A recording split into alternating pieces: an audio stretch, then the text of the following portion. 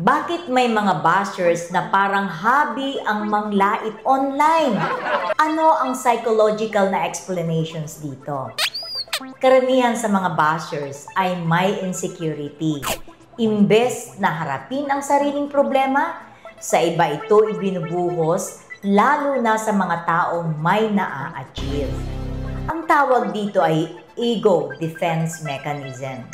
Kapag nakakaramdam sila ng pagkaliit, sisirain nila ang iba para lang masabing mas okay sila. Ang isa pang dahilan ay ang online disinhibition. Kapag nasa likod ng screen, hindi sila natatakot at nahihiya. Malakas ang loob kasi hindi sila nakikita. Kaya next time na may magbasa sa'yo, don't take it personally. Delete the comment and ban the basher. Follow for more tips.